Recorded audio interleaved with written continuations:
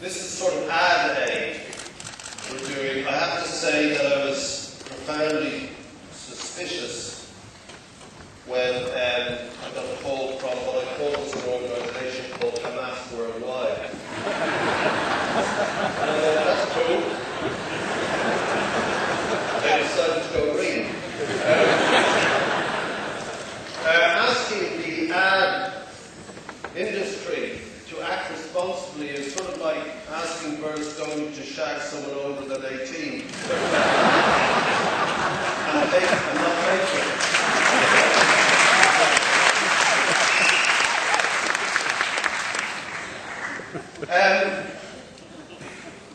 This is important. You've heard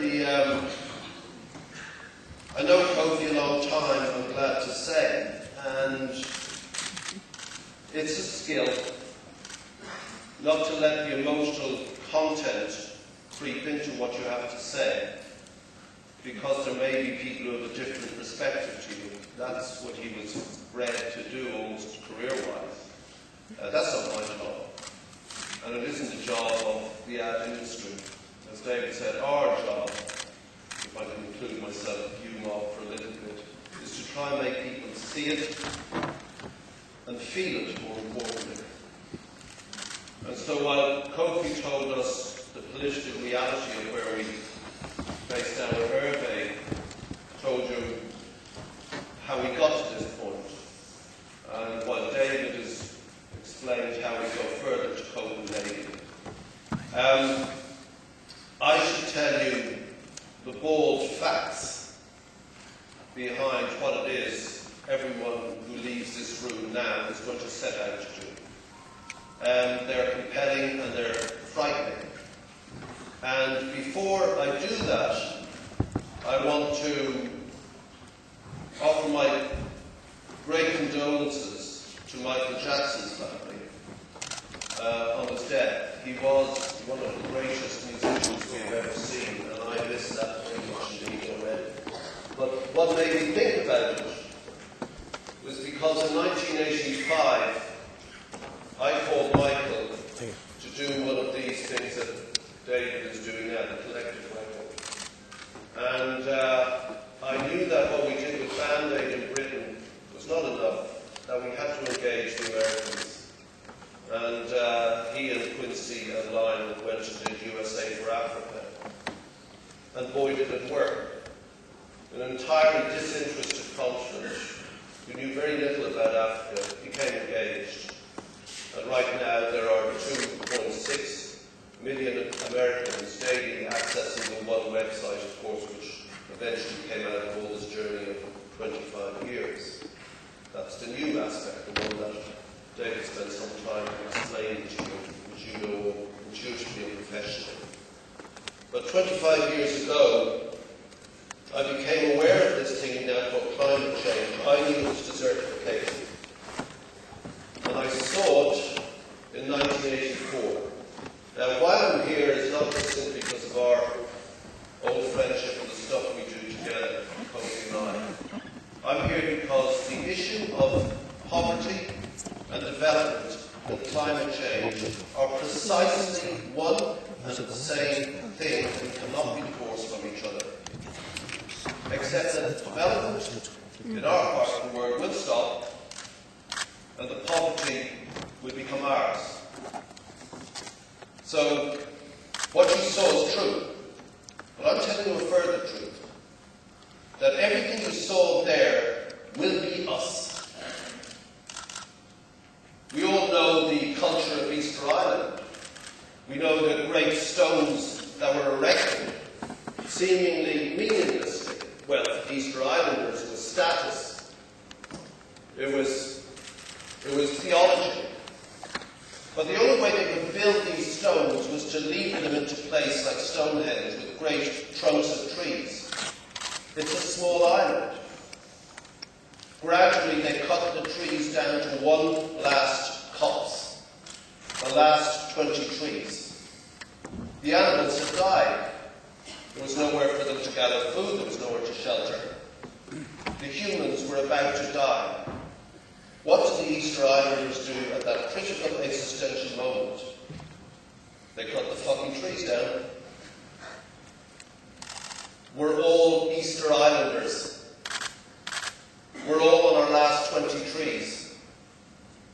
And if you don't believe this, let me just read out the facts that lie behind your emotional sense that something's going awry. The facts that lie behind a feel-good campaign that, in my view, David, is not hard enough because there's 1,000 multilateral meetings. I'm off to the G8 next week, fruitlessly yet again. We'll be in Pittsburgh or Philadelphia, wherever the G20 is. And these must be the lead-up to Copenhagen, which cannot be the diplomatese that this man so eloquently and powerfully speaks. It must be tangible, immediate, and real political change. And this is why. The warming trend of the past 50 years is nearly twice that of the past 100 years. CO2 now exceeds the natural range of the past 650,000 years. It now exceeds, CO2 emissions, now exceed the Earth's natural capacity to absorb these emissions in the oceans, in the rainforests, in the vegetation, by a factor of between 10 and 50. Not just a little disability in absorbing this, but by a factor of 10 to 50. Now, today, here in this hall. The Earth's temperature now, not in December in Copenhagen, right now, is well outside its natural fluctuations. Well outside. These aren't Bob Geldorf words. These are words from scientific papers. Well outside. Even if emissions completely stopped now, the world temperature would still increase by 0.5 centigrade by 2050, 40 years. Well within the lifetimes of people here, certainly within the lifetime of our kids. It would increase by 0.5 by 2050 if we stop with one button now. That will leave us within just half a degree of the critical 2 centigrade increase in temperature that will mean the end of Cannes. Either desert or drowned. That's it. No more Great Hall in 2050, no more Film Festival, no more Half Fest. The end. We will be left with half a degree of leverage. But the poor, they get the climate change, as the Phil said, we get the climate control or not.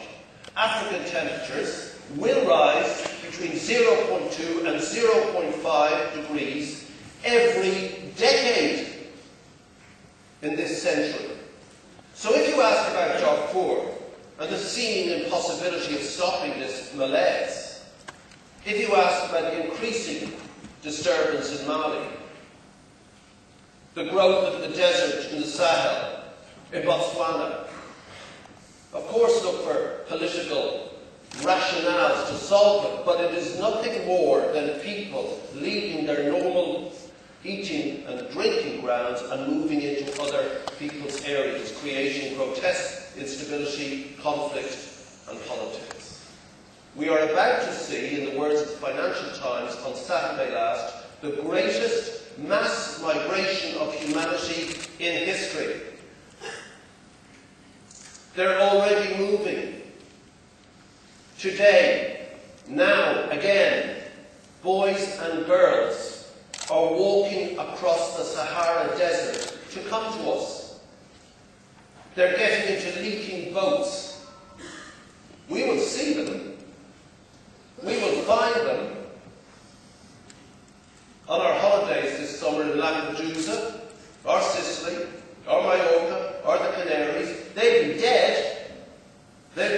beaches of Europe, but they'll come for a better life.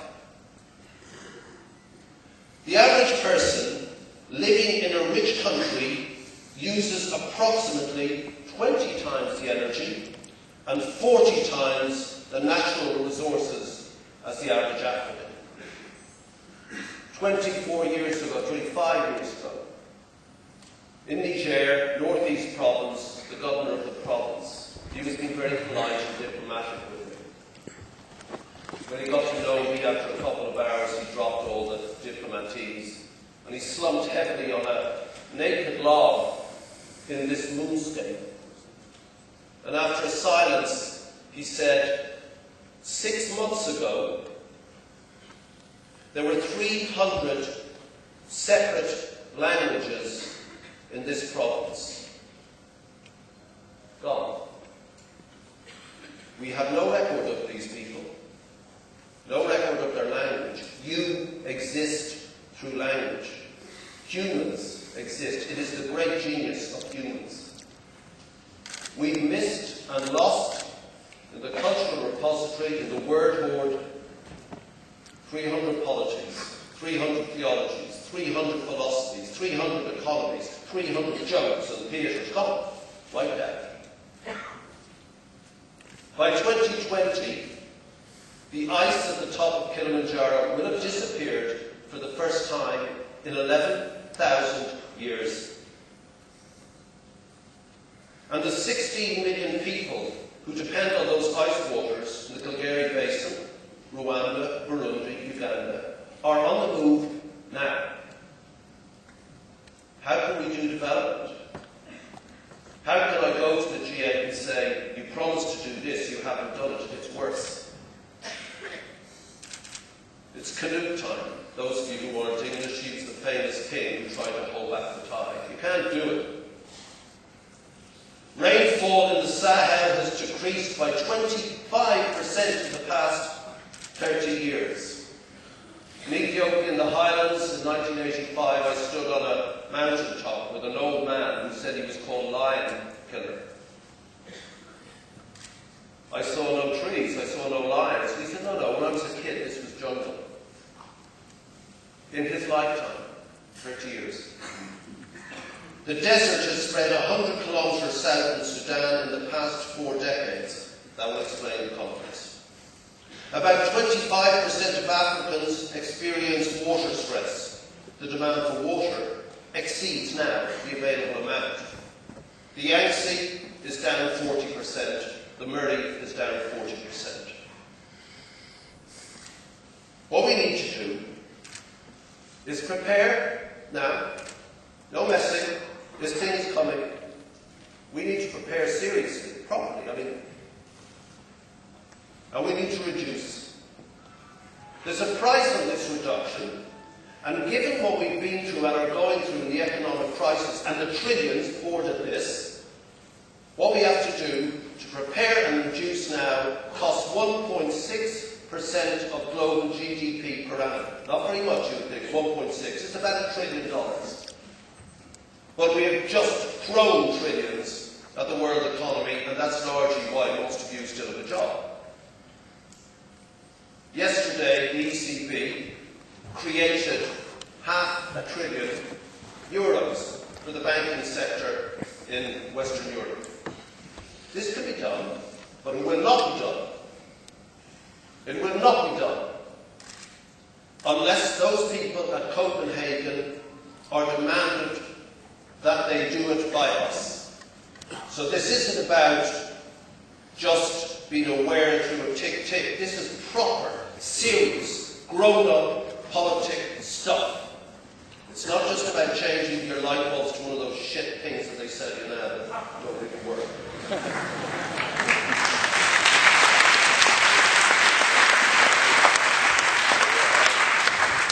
It's not just by stopping buying water from Fiji that's travelled around the world and been held and stored in climatic conditions for 3 years. That's important. That's what the individual does. Charity, very important. One human saying to another, I don't want you to hurt anymore. Critical.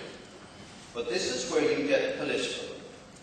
This is where you don't just vote in the European election, you don't just vote in the general election. This is where you focus talent, energy, and commitment to keeping us going, humans. The animals will survive, particularly marine life. Vegetation will thrive on CO2s. But we go. Lovelock thinks that we're sort of a virus that's affecting the planet. The planet will sneeze and shake us off and get on with its life. Just before I came here, I watched another documentary about NASA and the journalists, or the astronauts who, same thing, who went around the dark side of the moon for the first time. Nobody had prepared them for Earthrise. Nobody had anticipated this. And they had the film of the moment where the astronauts in the little Apollo saw the Earth rise, and there was a shock, and one of them said, "What's that?" This glow over the horizon of the dark. And the Earth came up. It maybe is one of the most famous photographs we now know in the world. And certainly it's the beginning of what we now call the Green Movement. One of these old men, these astronauts, began to weep again at the thought of it. He said, because in all that great infinity there was no colour. There was grey and a speck of light, but what was the light? And suddenly, this beautiful thing. You see, I like humans. I think we're cool. I don't like when 300 ideas and peoples disappear. I want us to think. And I want us to think our way out of this one that we've got ourselves into. But the cost, in financial terms, easy. But what does it mean to you individually? There's the political commitment. What it means is that we need to cut our emissions in the developed world 80% by 2050. So spare me your servers on YouTube. Spare me EDF with putting a little tick-tick thing there. Get with the program, guys. HSBC, the world's local bank, right? I know Gagan, cool guy. But it's more. 80% by 2050 and by 2020, 30%. So this is where beyond going out into your booth now, beyond putting this sticker on, beyond that, what can you do? You are creatively some of the most intelligent people in the planet gathered in one space. When you can bring that which you do together with that which you are, something phenomenal happens. You're the boys for this. You're the creators. You make these things. You are the most powerful potential political tool. Proper politics, guys. Serious stuff. YouTube, great. Ads, great. What is it that will make these people perfectly aware that being tasked with the responsibility of the planet as politicians, they do this in December? No plans. They come. It's done. That's what you do. And you must leave this room. And you must gather or go home and think, what the hell? What's powerful? What works? What can I put a metaphoric tsunami, desert storm to this person's head? What can I make them do to do this? Threaten them with lack of power, subtly but happen. That's what you do. And the last thing I'll ask of you is that you bring to this what Kofi has asked you to do. He's fought many fights on our behalf. So for him, bring to this the commitment he's brought to his life and talking about his continent and trying to make the world ameliorate itself, conduct itself in the elegant manner he so conducts his own life. And there's an old mountain climber called W.B. Murray, Scott, mountaineer. In the 1950s he wrote something about commitment. Until one is committed, there is hesitancy. the chance to draw back, always in effectiveness. Concerning all acts of initiative and creation, there is one elementary truth, the ignorance of which kills countless ideas and splendid plans, that the moment one definitely commits oneself, then providence, fate, moves too. A whole stream of events issues from the decision, raising in one's favour all manner of unforeseen incidents, beatings, and material assistance which no man could have dreamt would have come his way. And Murray finished with that deathless quote from Goethe. Whatever you can do,